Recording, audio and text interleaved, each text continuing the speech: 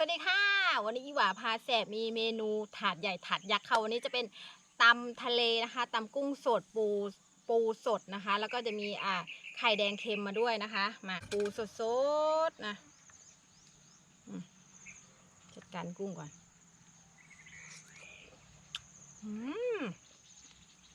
ไข่นี่ด้วยไหลบัวกัดไหลบัวนี่น้ำปลาร้าแตกเลยเป็นเมนูที่แมงวันชอบ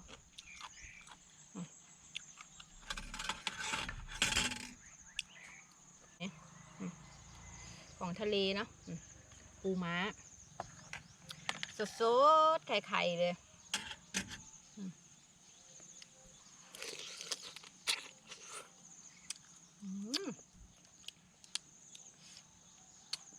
หวาน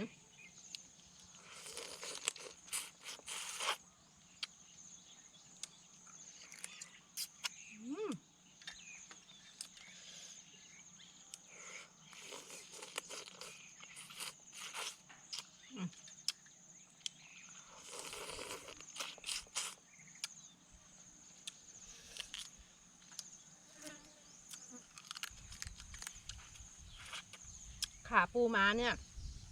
แทะโคตรแซ่บเลย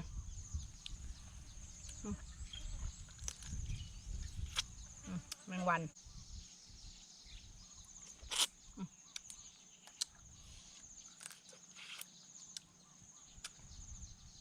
สุดยอดเลยอันนี้จะเป็นไข่แดงเค็มหนึบหนับ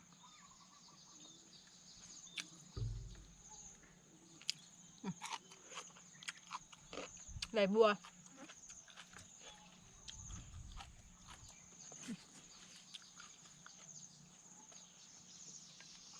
ไหลต่อด้วย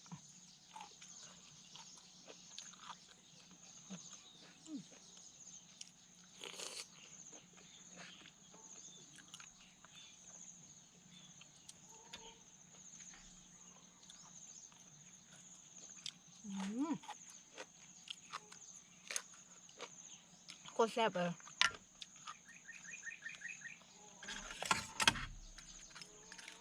แมงวัน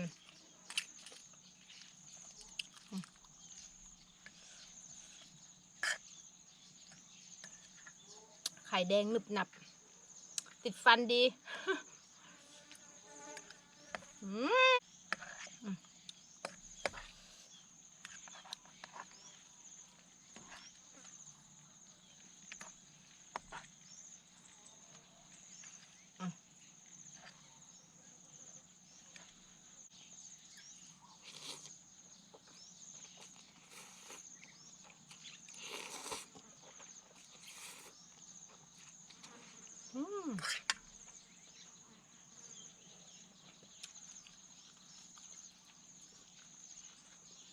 กุ้งสดๆเลย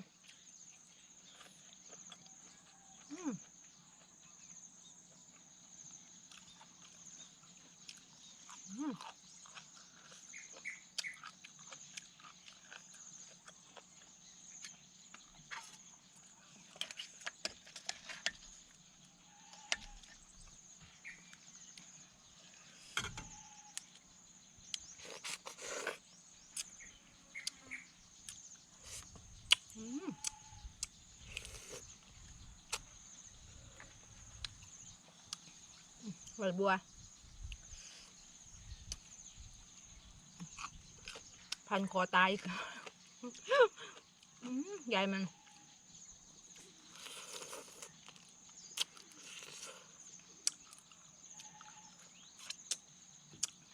ปูม้าอย่างแซ่บเลย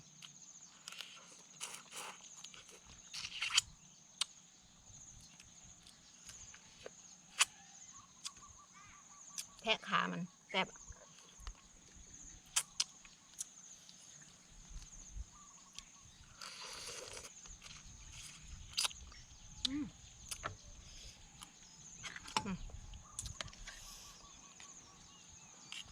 ข้าวเหนียวเนาะจ้ำเบ๊ะลงไป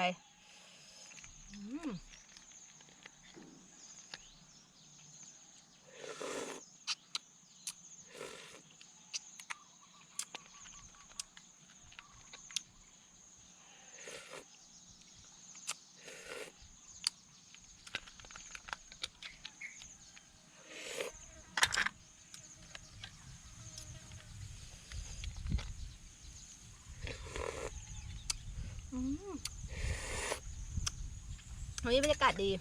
ฝนไม่ตก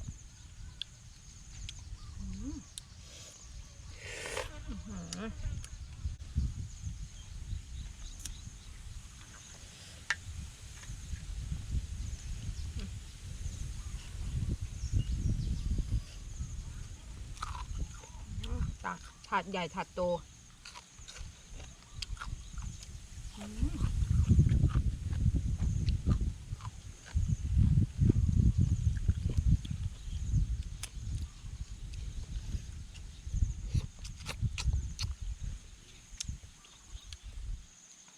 ครับ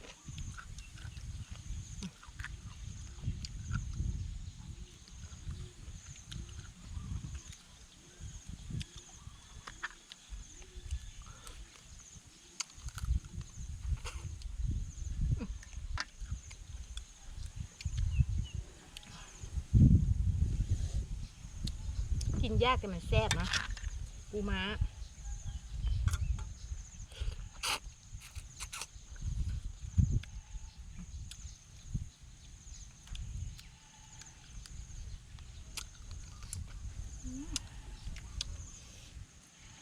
ของกินยากเนี่ยแซ่บ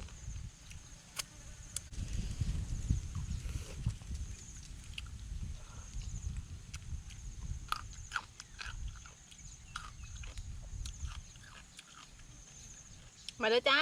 แซ่บๆนำกัน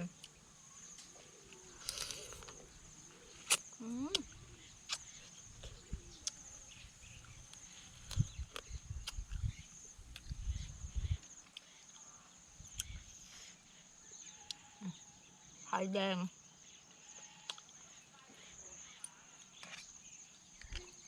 เหนียวหนึบหนับมัน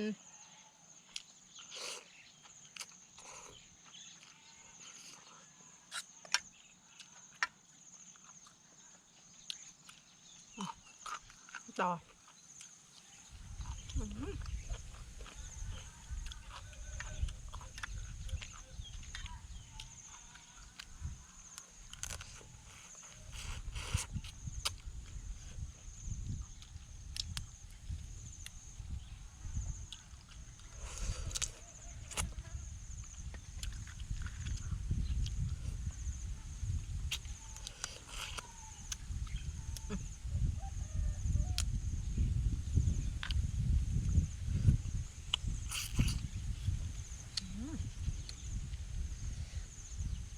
ยิ่งแท้ยิ่งแซ่บ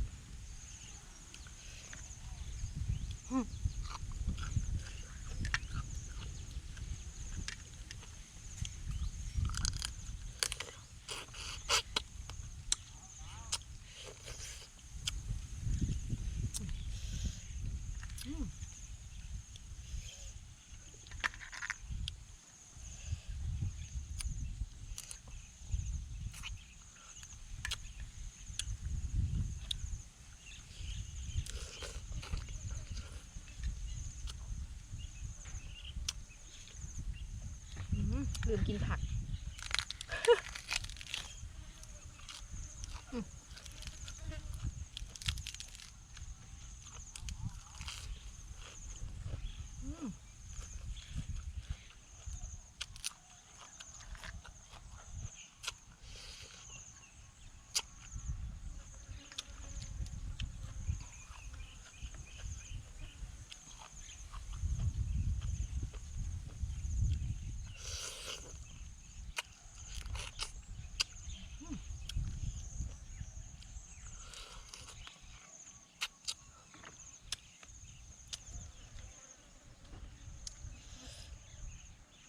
แซ่บ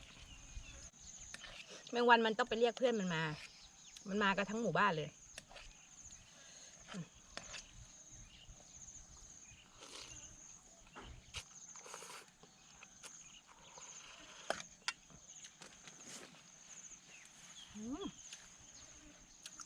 แบบ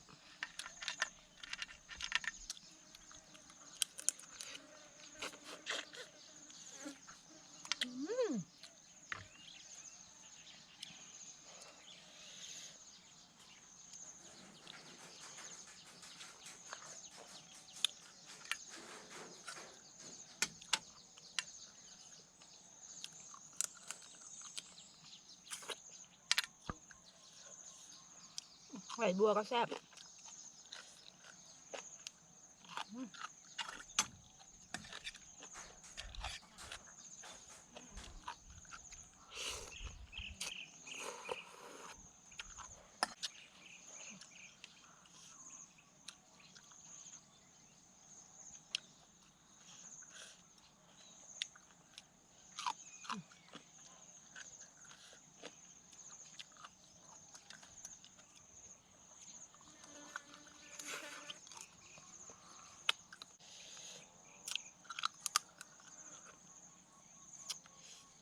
คลิปนี้น่าจะตัดเยอะหน่อยแมงวันจับแมงวันแดกแม่ง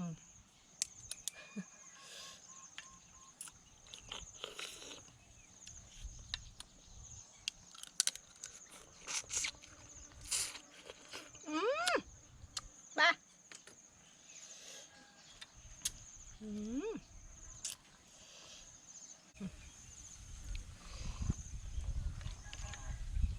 ไข่เยิ้มเลย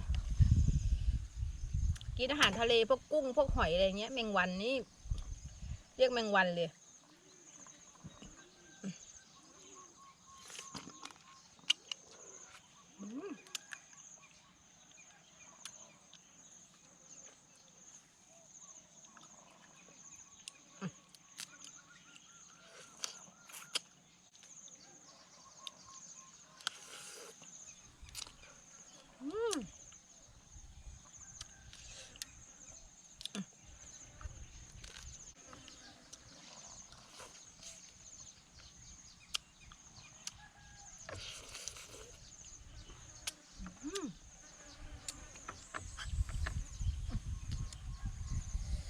ขอบคุณมากเลยนะคะเข้ามารับชมช่องอีหว่าพาแซ่บนะคะฝากกดไลค์นะคะกด subscribe นะคะแล้วก็ทาง YouTube นะคะกดกระดิ่งด้วยนะคะจะได้ไม่พลาดวันที่ลงคลิปใหม่ๆนะคะแล้วก็ทางแฟนเพจ Facebook อีหว่าพาแซ่บนะคะเดี๋ยวทิ้งลิงก์เข้าไว้นะคะกดจิ้มเข้าไปได้เลยนะคะน้องสำหรับวันนี้นะคะตำทะเลถาดใหญ่ถาดยักษ์นะคะอิ่มแซ่บมากค่ะรำคาญแมงวันสำหรับคลิปนี้ไปก่อนนะคะสวัสดีค่ะ